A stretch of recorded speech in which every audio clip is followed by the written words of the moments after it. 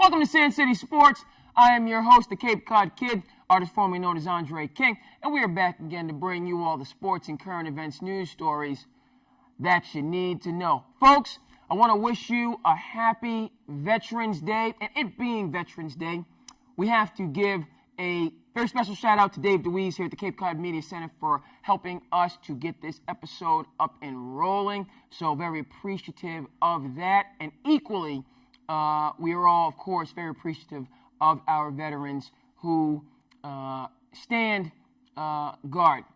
What's the word I'm looking for? I'm reminded of West Point. You know, they call West Point the long gray line.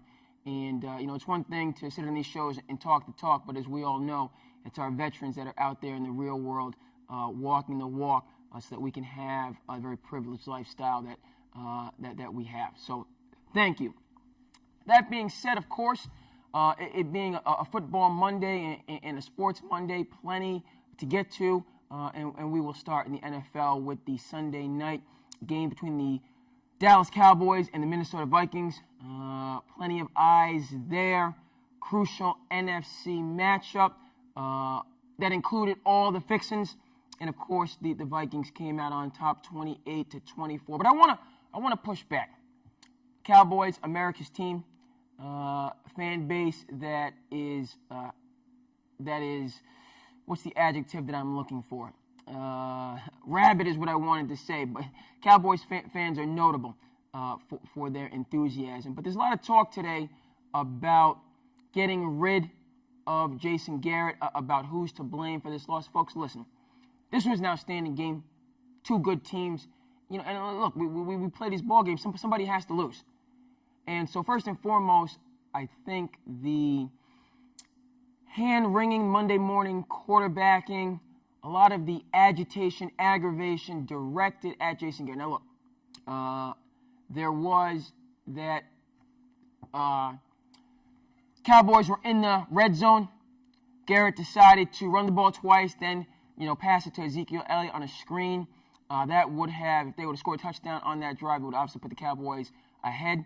And so I can understand the outcry in relation to that. But as I'm watching this game, Kirk Cousins is out there getting the job done, making plays.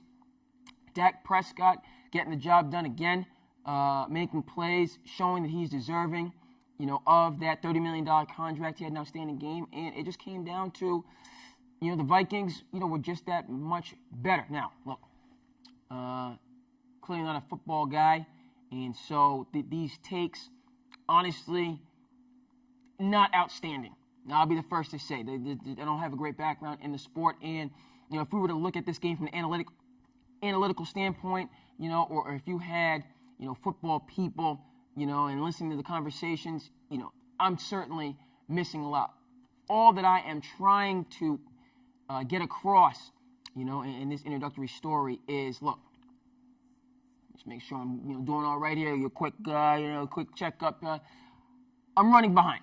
Running behind today, running behind per usual. And again, I got to thank the people here at the Cape Cod Media Center because this production in no way, shape, or form would have gotten off the ground or, you know, just because of that. All right, point taken. All I want to say is this. Look, Cowboys' schedule is much more difficult than the Eagles. They are now not the favorites, frankly, to win the NFC East, yet they balled. You know, that was a great game. You know, it wasn't a one-sided performance, you know, and the Vikings, you know, they just happened, you know, to cross the finish line first. But, you know, I was impressed with the Cowboys. First and foremost, Dak Prescott, Amari Cooper balled out. Need to see a little bit more from Ezekiel Elliott. But, you know, even though, you know, they are, you know, kind of, you know, not in the inside lane, you know, use a NASCAR reference, you know, they could still go ahead and get that NFC East Championship, make the playoffs, you know, get into the second season, you know, and make a tremendous amount of noise. So hats off to both the Vikings and the Cowboys. We have an outstanding game kicking off right now. We will get that information, you know, in the E&E, the editing and effects, as this show goes out between the Seahawks and the San Francisco 49ers. Two, again, heavyweights in the NFC. And we're going to see, you know, again, heavyweights to crown. San Francisco undefeated. The Seahawks having MVP favorite, MVP candidate Russell Wilson, to, you have the veteran coaching with the Seahawks and Pete Carroll and what he's done over the years. Kyle Shanahan, frankly, new on the scene. A lot of question marks surrounding his name, and he has really gotten rid of the majority of those and stood tall and served notice that he belongs in the NFL coaching fraternity in quite a big way, with that team being undefeated and in the conversation, for the Super Bowl and possibly a championship. And so, once again, we will have that information in this show, but as the game is going on right now, we can't say anything for certain, clearly. Anything else that we need to really touch on? The Patriots didn't play, so that's a narrative and a storyline. It's a little bit on ice. Yes, there is some more to talk about, and where I'm going. The next story that must be addressed in the NFL. I did not forget. When Superman goes flying across the sky, how can you that escape your memory? Okay, and of course I'm talking about Lamar Jackson, the perfect QBR for the second time, 2 times in one season. I do not care if these 2 perfect QBR performances and all-world, historic outings for this man occurred against 2 abysmal franchises. Yesterday, Cincinnati Bengals' first game of the year against the Miami Dolphins. That is secondary, all right? I can't say performance again. I've already said stand tall. I'm at a loss for words because, listen, the narrative surrounding Lamar Jackson now and the narrative surrounding Lamar Jackson at the end of last year, throughout the summer, and going into this year, night and day. All right? Everyone needs to remember that. All of this praise, adulation, MVP this, Heisman Trophy that, very few people, if anyone, outside of Lamar Jackson and his inner circle, felt that way for the last however many months. 8, 9, 10, 11, whatever the case may be. Okay? So we have to remember that. Now, when you're wrong, you're wrong. When you're right, you're right. What he's doing, he deserves to be in the MVP conversation, and a number of apologies from people like myself who doubted him. Facts. Along with that, John Harbaugh, that coaching staff, that organization, you can see when you have a talented individual, who nonetheless has things to work on, things to improve upon, but is willing to work, to do what it takes to be successful.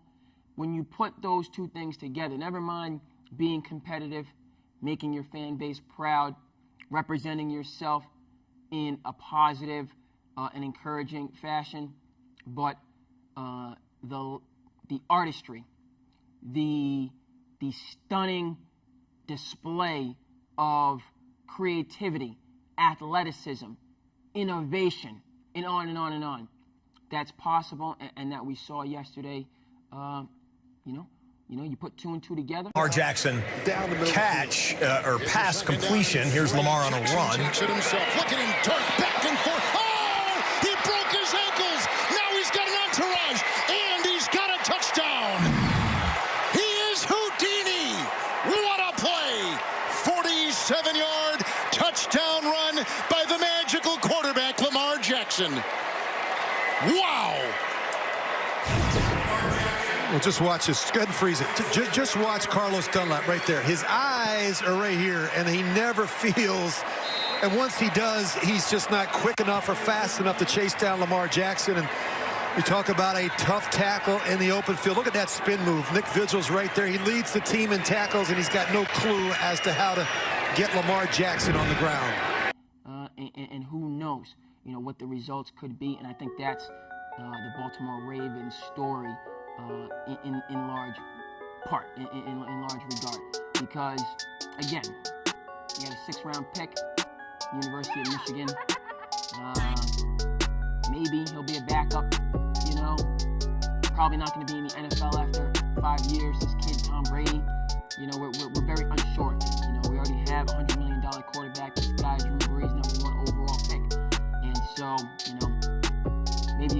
collect a couple years' salary in the NFL, set himself up, but we don't see a bright future for him going forward.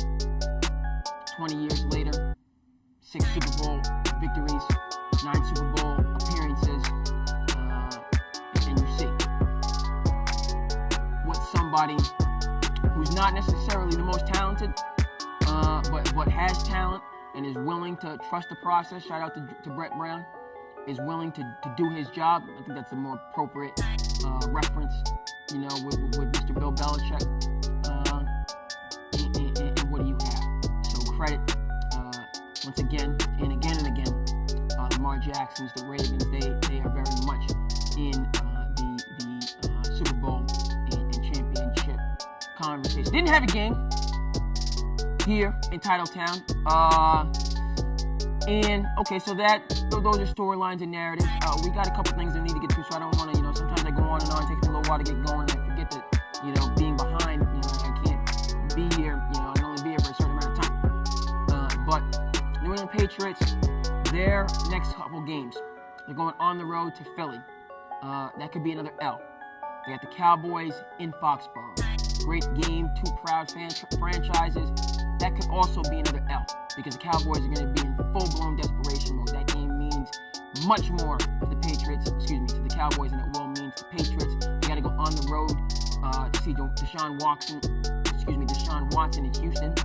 Very tough game. And then Patty Mahomes is coming to Foxborough. Very exciting time for just right here in New England. These are going to be outstanding games. In the NFL, the eyes of the NFL will be dead center on the Patriots, and we are going to see. Started off the schedule very weak. Now you're going right into the thick of things. And in conclusion, another great game we're going to reference here in terms of what the Tennessee Titans did against the Kansas City Chiefs yesterday. I'm out of control today. Kicking things. What's going on here? Apologize, folks. Nonetheless, fact of the matter is the Titans showed themselves and represented themselves well. The Kansas City Chiefs, they're in big trouble. Defense is atrocious, abysmal, egregious, and on and on and on. That is not a team that I see making the AFC Championship game if things don't change. Period. End of story. I don't care how great their offense is. And so, back to the Patriots. If they don't put things in order, which they're more than capable of doing, they can find themselves in the very same situation that those Kansas City Chiefs are in. When in fact, Chiefs are 5-4. That's right. They're 5-4. Patriots, I know, 7-1. They could end up close to 500 with this upcoming schedule. All right. Starting to get into a groove here, and rightfully so. Again, time is of the essence. Got a couple things that are really getting that I'm glad I have the chance to talk about. We talked about some pro stuff, great. We need to talk about what's going on in college sports, because I'm frankly furious, enraged, losing it in terms of what transpired going into last weekend. The cowardice that I saw from the NCAA in terms of how they've handled these two situations. And of course, I'm talking about Chase Young, Heisman Trophy candidate at Ohio State, defensive end, somebody who will be going certainly in the top 3, if not number 1 overall in next year's NFL draft, and James Wiseman, Memphis Tigers on the basketball side, somebody who I believe will be the number 1 overall pick in next year's NBA draft. And this eligibility, these 2 eligibility crises that have, again, because of how the NCAA handled it, and because it's a football Monday, the storyline has been frankly pushed aside, brushed back for the time being, and that again goes to, I already used the word cowardice. I can't think of another, maybe it'll come to me. It's just weak, and underhanded. I won't even say shrewd, because that has positive connotations. There's nothing positive about how the NCAA has handled these situations, particularly James Wiseman, and releasing this story on Friday, late Friday afternoon, going into Friday evening, so it really couldn't be picked up. That's the time when you want to get some news out there, but you don't want to have any analysis, examination, and building on the story, that's when you just kind of dump stories. That's what the NCAA did, in large part because they know they don't have legs to stand on. All right, folks, it's been discussed. Listen, the hypocrisy is the word. College sports, this is a multi-billion dollar. Guys, this is like the equivalent. College sports, they're really the equivalent of a casino. Just talking, buddies of mine got a chance to go to Encore in Boston. Outstanding casino facility, so on and forth. Didn't realize that it's right there in the heart of Boston. I was there, shout out to my good friend Derek Thompson, allowed me to go to the UFC event in Boston, which was outstanding. So a couple dear friends, we got together, some of the guys, and then, afterwards, let's go check. I'd never been there, check it out. I was taken aback. You cross the Dakin Bridge, or, you go to TD Garden, right before you cross the Dakin Bridge, right, Encore's right there. Right? So if you need to get there, 1, 2, 3, and, outstanding, so on and forth. Where am I going with this? What the heck does this have to do with college football? Here's what I'm going with these people. College sports is the equivalent of a casino that pays no taxes. That just keeps all the money. That's what college sports is. Facts. All right, we've been debating about having a casino in Massachusetts for since I got back, in the early 2000s from college, 04, 05. Wampanoag tribe here on the Cape, at that point in time was the front runner. Steve Wynn, and Las Vegas casino owner, innovator, so on and forth. Ended up getting it done some years later. Again, this is almost 2020, so it's at least 15 years. And I'm sure this conversation was going on. So 20 plus years we've been talking about casino in Massachusetts. Okay, finally got it done. Tip my hat to the people in Everett, and they're doing a great job. Wonderful. Okay, again, back to college sports. Now imagine if this casino, Encore, paid no taxes.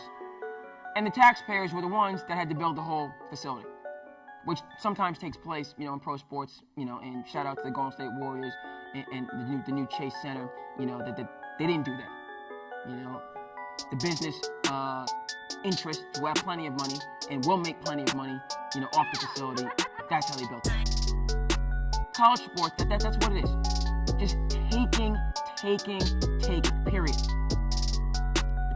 And they really keep it all, the overall majority of it. Chase Young, you're talking about an $11,000 loan.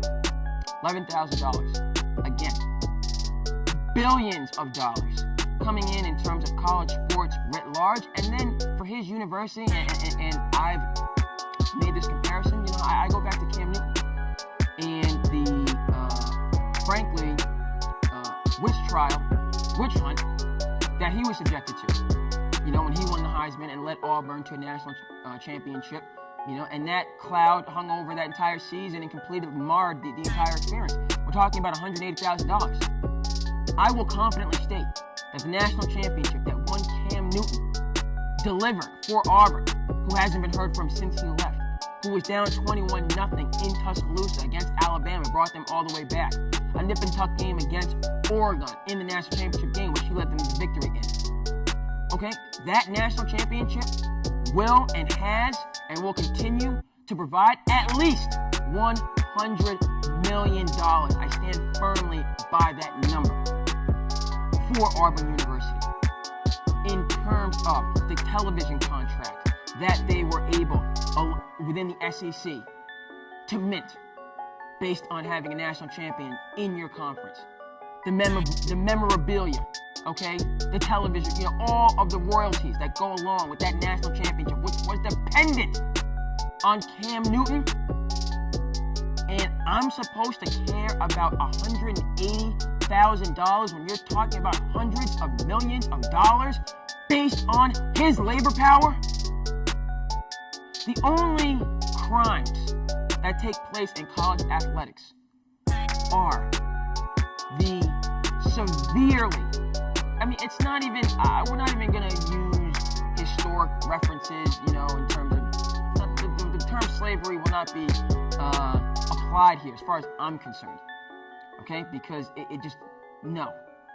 When we talk about the distinctions between generations coming from a history background. No. We live in the most technologically, Americans and our country, we still have plenty to work on. This is the richest nation in the history of the world. Okay, Rome, for all of its power and splendor and might, okay, in the ancient world, having running water in the ancient world, which they didn't have in medieval Europe, which is a large reason why the bubonic plague began and spread. Don't even get me started. Okay? This modern day Roman Empire and the amount of creature comforts that we enjoy, it's just unimaginable in the scope of history. So no, there's going to be no references to slavery, when we talk about college athletics. Nonetheless, in terms of economic crimes, felonies, just criminal behavior and activity, I can't think, these scholarships, if somebody was it just doesn't amount. What would the scholarship be if it's a state school? A lot of these are state schools. I've said this, and I know I'm going on this subject, and I don't really care, okay? Because look, the president of Clemson University, which is a state school in the beautiful land of South Carolina, makes just over $900,000 a year. To be the president of a university that does tremendous good in that state and in the region more generally. $900,000, almost $1 million. That's a good salary. Dabo Swinney, the football coach, makes $9.3 million a year. 10 times plus what the president of the university owns. And you want to talk to me about amateurism and about student athletes? Look, NCAA, which you need to do concerning Chase Young, again, Heisman Trophy candidate, bringing in tens of millions of dollars to his university, okay, and to the overall enterprise in general. James Wiseman, same thing on the basketball side. These are 2 #1 overall picks. Okay, you're not going to apologize. Fine. You should apologize, but you're not going to apologize. Fine. We need to end this charade. The level of, this is worse or almost worse. I don't even know if that's a good statement. That's not a good statement. That's not good English. This is almost as bad as prohibition. And the amount of resources just absolutely wasted. You have the NCAA devoting time and energy looking for, $1,000 here or $10,000. The numbers in both of these cases, they don't even rise above $20,000. These loans. James Wiseman to help his family move. Chase Young, received a loan and paid it back. And we're talking about $1 billion industry. Okay? Shame on it. Shame. Okay? Game of Thrones level shame on the NCAA. Okay, over to the world of hoops, which I do know a little bit about. Not a great amount, but stated. And before we go to the NBA, shout out to Drew Pops, okay, commentator on this show. He's at the Celtics game tonight. The Mavs are in town. Great matchup. 2 up-and-coming teams. Luka Doncic, Crispy P, in the building. Boston at the top of the East, balling, blue collar, hard hat, team first mentality. We've been excited about it. It's coming to fruition, and so great matchup. We're looking for Gordon Hayward to get back healthy. Just the luck. Unfortunately, this was not a catastrophic injury. As he has suffered before. But backside screen. And he fractured. His hand to a certain extent, had surgery today, and so I'm hopeful that he will be back by New Year's. It wasn't for one of these where you're falling or so on and forth, or a high speed. It was just he turned, and these screens. It wasn't even anybody's fault. His hand kind of got caught. Marcus Aldridge, someone's running these screens. These backside screens like a stone wall. But I'm hopeful that we'll be back by New Year's. unfortunate because Celtics were absolutely positively cooking. But we have the scoring. Yeah, I don't want to say we. I'm not like Drew Potts. I'm not a lifelong Celtics fan. I follow. I was a Bulls fan under the leadership of Tom Thibodeau. That was, and they got rid of a good man, and then Minnesota got rid of a good man. And so now I tend to pull for the Kings. De'Aaron Fox, Marvin Bagley, guys are on my fantasy team. So I'm not going to act like I'm, one of these, diehard green teamers. But I've been pulling for this team, and was advocating for them to get rid of, Mr. Irving and send him along, because he was not leading the way he should have been. And so pumped, and I think they're going to be able to maintain. They have the scoring, obviously, with Kemba, Jalen, and Tatum, and Cantor can score. And I think this is an opportunity for the young guys. Grant Williams, Edwards, Langford, hopefully he gets, able to get back. I think they can, be a good opportunity for them to step in, to maintain Celtics stay at the top of the East. When Hayward gets back, this is a team that can compete to win the entire conference and put themselves in a position, to make a run at the NBA championship. Yes, indeed. And so looking for those things to occur going forward, and first and foremost at the time being for Mr. Hayward to get back healthy. Over in the Eastern Conference, what's happening in what some say the greatest city in the world. Obviously, it's debatable. I tend to, coming from the tri-state area, being born in the great state of New Jersey, I do love, the Big Apple. And I do appreciate, history guy, the Knicks, and the tradition. Yes, 70, 73, those championships, that still means something to me. When we talk about, Clyde, the Glide, the first Clyde, the Glide, that's Frazier. When we talk about, Earl the Pearl, Monroe coming from Philly. When we talk about Willis Reed, when we talk about Dave DeVusher, when we talk about Bill Bradley, Red Holzman as a coach, that means something to me. Okay, when the Garden was Eden, outstanding 30 for 30. Okay, but the fact of the matter is, this Knicks organization, James Dolan, and now Steve Mills, what happened yesterday and going into today, and what it means again for this city. Financial, economic, that's the same thing. Financial, economics, the same thing. I apologize, people. New York is a financial and political capital of the world. Wall Street, United Nations, as well as a media capital.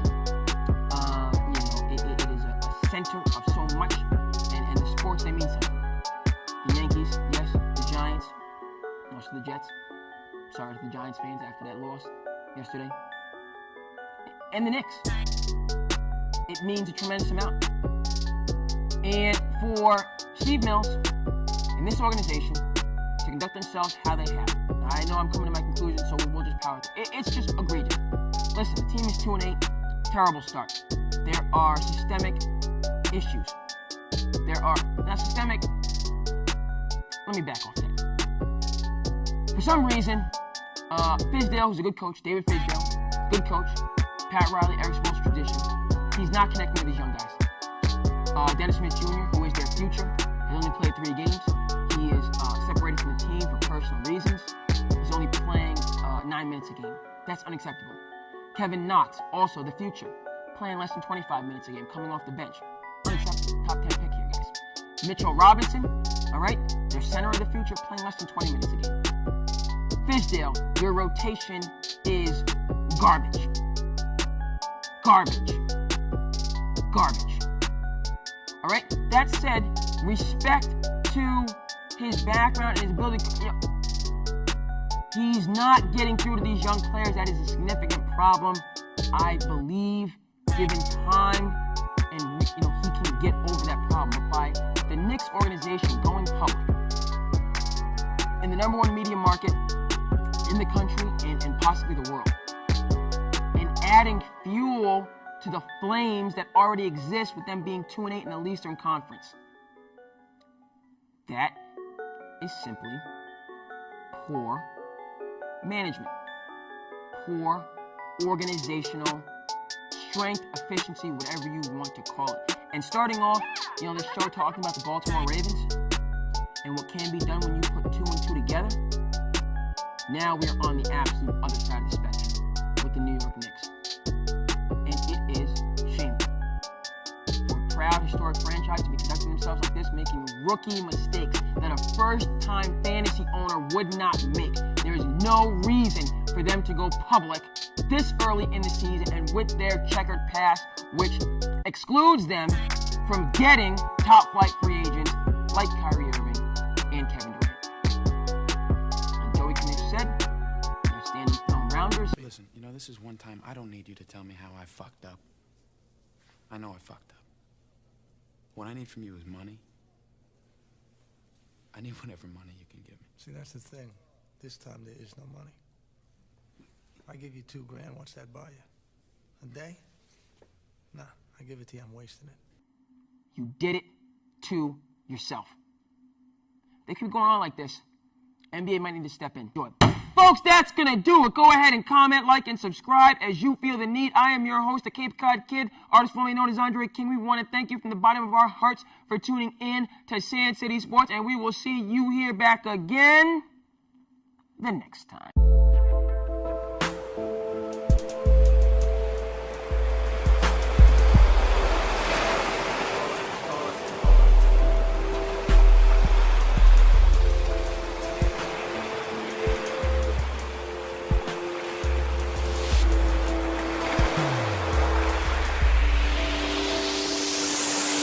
Yes, we piece of souls do sedate ourselves.